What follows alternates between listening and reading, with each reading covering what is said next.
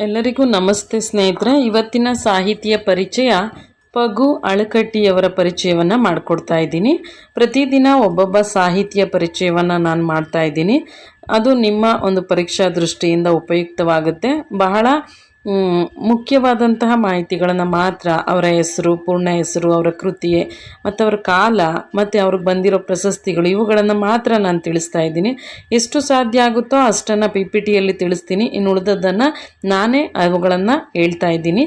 ಕೆಲವನ್ನು ನೀವು ಬರ್ಕೊಳ್ಬೋದು, ಏಕೆಂದರೆ ಕವಿ ಕೃತಿಗಳ ಬಗ್ಗೆ ಸುಮಾರು ಪ್ರಶ್ನೆಗಳಾಗುವಂಥದ್ದಿದೆ. ಹಾಗಾಗಿ ತಿಳಿಸ್ತಾ ಇದ್ದೀನಿ. ಇವುಗಳ ಉಪಯೋಗವನ್ನು ಪಡ್ಕೊಳ್ಳಿ ಅಂತ ಹೇಳ್ತೀನಿ. ಪಗು ಅಳಕಟ್ಟಿ ಇವರ ಒಂದು ಪೂರ್ಣ ಹೆಸರನ್ನು ನಾವು ನೋಡೋದಾದರೆ, ಇವರ ಪೂರ್ಣ ಹೆಸರು ಫಕೀರಪ್ಪ ಗುರುಬಸಪ್ಪ ಅಳಕಟ್ಟಿ ಅನ್ನುವಂಥದ್ದು. ಇವರು 2 ಜುಲೈ 1880 ಧಾರವಾಡದಲ್ಲಿ ಜನಿಸ್ತಾರೆ. ಧಾರವಾಡದಲ್ಲಿ ಜನಿಸಿ ಮುಂಬೈ ವಿಶ್ವವಿದ್ಯಾನಿಲಯದಿಂದ BSc ಮತ್ತು LLB ಶಿಕ್ಷಣವನ್ನು ಪಡೆದು ಬೆಳಗಾವಿಯಲ್ಲಿ ವಕೀಲ ವೃತ್ತಿಯನ್ನು ಆರಂಭ ಮಾಡ್ತಾರೆ. 1920ರಲ್ಲಿ ಸುಮಾರು ವಚನಕಾರರ ಒಂದು ಸಾವಿರಾರು ವಚನಗಳಿರುವ 1000 ತಾಳೆಗರಿ ಕಟ್ಟುಗಳನ್ನು ಇವರು ಸಂಗ್ರಹಿಸ್ತಾರೆ ಅಂತ ಹೇಳ್ಬೋದಾಗಿದೆ. ಸಾವಿರಾರು ವಚನಗಳಿರುವ ತಾಳೆಗರಿಯ ಕಟ್ಟುಗಳನ್ನು ಇವರು ಸಂಗ್ರಹಿಸ್ತಾರೆ. ಹಾಗೆ ಹಿತಚಿಂತಕ ಮುದ್ರಣಾಲಯವನ್ನು ತೆರೆದು ಶರಣ ಸಾಹಿತ್ಯವನ್ನು ಕನ್ನಡ ನಾಡಿಗೆ ಪರಿಚಯಿಸಿದಂಥವರು ಪಗು ಅಳಕಟ್ಟಿಯವರು ಅಂತ ಕೂಡ ಹೇಳ್ಬೋದಾಗಿದೆ. ಹಿತಚಿಂತಕ ಮುದ್ರಣಾಲಯ ಇದನ್ನು ತೆರೆದು ಶರಣ ಸಾಹಿತ್ಯವನ್ನು ಕನ್ನಡ ನಾಡಿಗೆ ಪರಿಚಯಿಸ್ತಾರೆ. ವೀರಶೈವ ಸಾಹಿತ್ಯೋದ್ಧಾರಕ್ಕಾಗಿ ಇಡೀ ಜೀವಮಾನವನ್ನೇ ಪಣಕ್ಕಿಟ್ಟಂಥವ್ರು ಇವರು.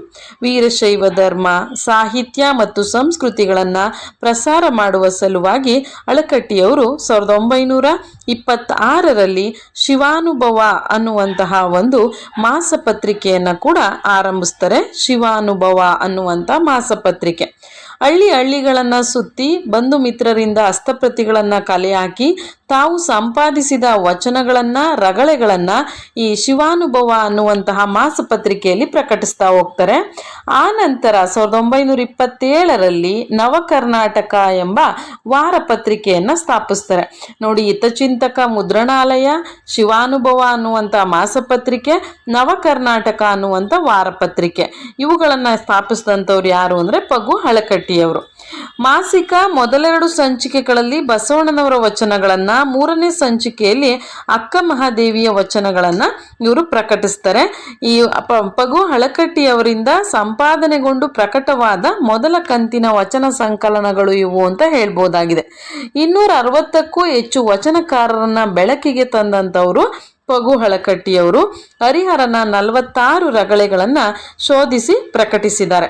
ಇವರನ್ನ ವಚನಶಾಸ್ತ್ರದ ಪಿತಾಮಹ, ವಚನಶಾಸ್ತ್ರ ಪ್ರವೀಣ ಅಂತ ಕೂಡ ಕರೆದು ಗೌರವಿಸಲಾಗಿದೆ. ವಚನಶಾಸ್ತ್ರದ ಪಿತಾಮಹ ಯಾರು ಅಂತ ಅಂದರೆ ಪಗು ಅಳಕಟ್ಟಿಯವರು ಅಂತ ಹೇಳ್ಬೋದಾಗಿದೆ.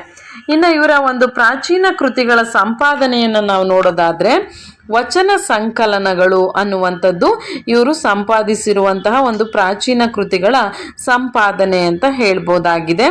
ಹಾಗೇನೇ ವಚನಶಾಸ್ತ್ರ ಸಾರ ಕೃತಿಗಳು, ವಚನಶಾಸ್ತ್ರ ಸಾರ ಕೃತಿಗಳು, ಈ ವಚನ ಸಂಕಲನ ಅನ್ನುವಂತಹ ಕೃತಿಯನ್ನು ಇವರು ಸಂಪಾದಿಸ್ತಾರೆ.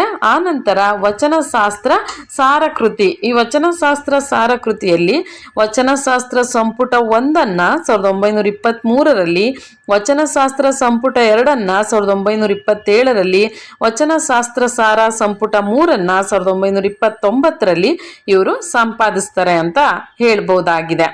ಹಾಗೇನೇನೆ ಗೂಳೂರು ಸಿದ್ದವೀರಣ್ಣಾಚಾರ್ಯನ ಶೂನ್ಯ ಸಂಪಾದನೆ ಅನ್ನುವಂತಹ ಒಂದು ಕೃತಿಯನ್ನು ಸಂಪಾದಿಸಿದ್ದಾರೆ. ಇದು 1930ರಲ್ಲಿ ಗೂಳೂರು ಸಿದ್ದವೀರಣ್ಣಾಚಾರ್ಯನ ಶೂನ್ಯ ಸಂಪಾದನೆಯನ್ನು ಮೊದಲ ಬಾರಿಗೆ ಪ್ರಕಟಿಸ್ತಾರೆ. ಈ ಗ್ರಂಥ ಸಂವಾದ ರೀತಿಯಲ್ಲಿದೆ. ಅಳಕಟ್ಟಿಯವರು ಪ್ಲೇಟೋ, ಸಾಕ್ರೆಟಿಸ್ ಸಂವಾದಗಳಿಗೆ ಇದನ್ನು ಹೋಲಿಸಿದ್ದಾರೆ.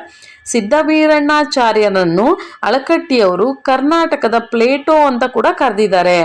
ಈ ಸಿದ್ದವೀರಣ್ಣಾಚಾರ್ಯನನ್ನ ಕರ್ನಾಟಕದ ಪ್ಲೇಟೋ ಅಂತ ಕರೆದವ್ರು ಯಾರು ಅಂದರೆ ಪಗು ಅಳಕಟ್ಟಿಯವರು. ಇನ್ನು ಹರಿಹರನ ರಗಳೆಗಳು ಸುಮಾರು 46 ರಗಳೆಗಳನ್ನು ಸಂಪಾದಿಸಿದ್ದಾರೆ.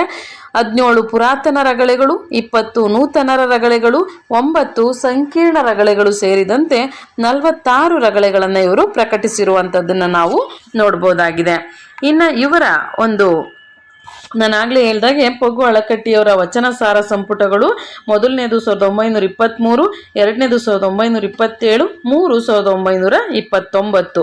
ಈ ಪುರಾತನ ರಗಳೆಗಳಲ್ಲಿ 17 ಪುರಾತನ ರಗಳೆ, 20 ನೂತನ ರಗಳೆ, 9 ಸಂಕೀರ್ಣ ರಗಳೆಗಳನ್ನು ಇವರು ಸಂಪಾದಿಸಿದ್ದಾರೆ. ಇನ್ನು ಇವರು ಸಂಪಾದಿಸಿರುವ ಪ್ರಮುಖ ವಚನ ಸಂಕಲನಗಳು ಯಾವುದಪ್ಪ ಅಂತ ಅಂದರೆ ಬಸವೇಶ್ವರರ ವಚನಗಳು. ಸುಮಾರು 927 ವಚನಗಳನ್ನು ಇವರು ಸಂಪಾದಿಸಿದ್ದಾರೆ. 1926ರಲ್ಲಿ ಇದು ಪ್ರಕಟಗೊಳ್ಳುತ್ತೆ 2 ಹಸ್ತಪ್ರತಿಗಳ ಸಹಾಯದಿಂದ. ಆಮೇಲೆ ಮಹಾದೇವಿ ಅಕ್ಕನ ವಚನಗಳನ್ನು ಕೂಡ ಇವರು ಸಂಪಾದಿಸಿದ್ದಾರೆ.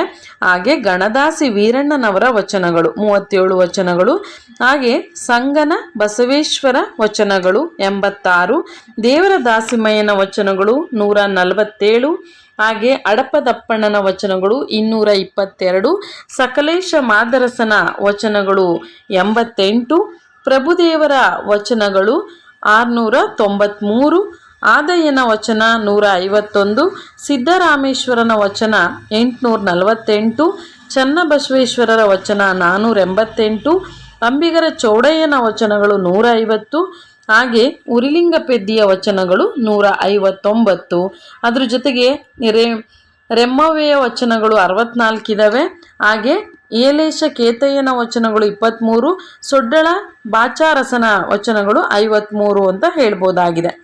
ಈ ಥರ ಇವರ ಇನ್ನಿತರ ಕೃತಿಗಳನ್ನ ನಾವು ನೋಡೋದಾದರೆ ಶಿವಶರಣರ ಚರಿತ್ರೆಗಳನ್ನು ಇವರು ಸಂಪಾದಿಸಿದ್ದಾರೆ. ಶಿವಶರಣ ಚರಿತ್ರೆಗಳು, ಶಿವಾನುಭವದ ಶಬ್ದಕೋಶ, ವೀರಶೈವ ರಗಳೆ, ಶೂನ್ಯ ಸಂಪಾದನೆ ರಹಸ್ಯ, ಶಿವಶರಣೆಯರ ಚರಿತ್ರೆಗಳು, ಅರಳಯ್ಯನ ತ್ರಿಪದಿಗಳು, ಬಿಳಗಿ ಅರಸರ ವಂಶಾವಳಿ, ಗುರುಬಸವನ ಅವಧೂತ ಗೀತೆ, ದೇವರ ದಾಸಿಮಯ್ಯರ ಕತೆ, ಶೂನ್ಯ ಸಂಪಾದನೆ ರಹಸ್ಯ, ಬಸವೇಶ್ವರ ಚರಿತ್ರೆ, ಶಿವಶರಣ ಪದಗಳು, ಬಸವೇಶ್ವರ ತತ್ವಗಳು, ಹಾಗೆ ವೀರಶೈವ ರಾಜಮನೆತನಗಳ ಚರಿತ್ರೆಗಳು, ಶಿವಾನುಭವ ಸತ್ಯ ಮಾರ್ಗ, ಇವುಗಳನ್ನು ಇವರು ಇತರ ಕೃತಿಗಳು, ಪಗು ಅಳಕಟ್ಟಿಯವರ ಇತರ ಕೃತಿಗಳು.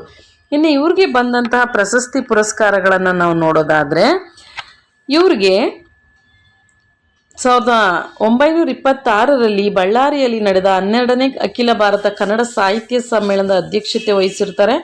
ಕರ್ನಾಟಕ ವಿಶ್ವವಿದ್ಯಾನಿಲಯ ಇವರಿಗೆ ಗೌರವ ಡಾಕ್ಟರೇಟನ್ನು ನೀಡಿ ಗೌರವಿಸಿದೆ. ಹಾಗೆ ಬ್ರಿಟಿಷ್ ಸರ್ಕಾರ ಇವರಿಗೆ ರಾವ್ ಸಾಹೇಬ್ ಅಥವಾ ರಾವ್ ಬಹದ್ದೂರ್ ಎಂಬ ಪ್ರಶಸ್ತಿಯನ್ನು ನೀಡಿ ಗೌರವಿಸಿದೆ. BM ಶ್ರೀಕಂಠಯ್ಯನವರು ಇವರನ್ನು ವಚನ ಗುಮ್ಮಟ ಅಂತ ಕೂಡ ಸಂಬೋಧಿಸಿ ಗೌರವವನ್ನು ಸಲ್ಲಿಸಿದ್ದಾರೆ. ವಚನ ಗುಮ್ಮಟ ಅಂತ ಹೇಳಿ. ಹಾಗೆ ನಾಡಿನ ವಿದ್ವಾಂಸರು ವಚನ ಪಿತಾಮಹ ಅನ್ನುವಂಥ ಒಂದು ಅಭಿನಂದನಾ ಗ್ರಂಥವನ್ನು ಇವರಿಗೆ ಅರ್ಪಿಸಿದ್ದಾರೆ.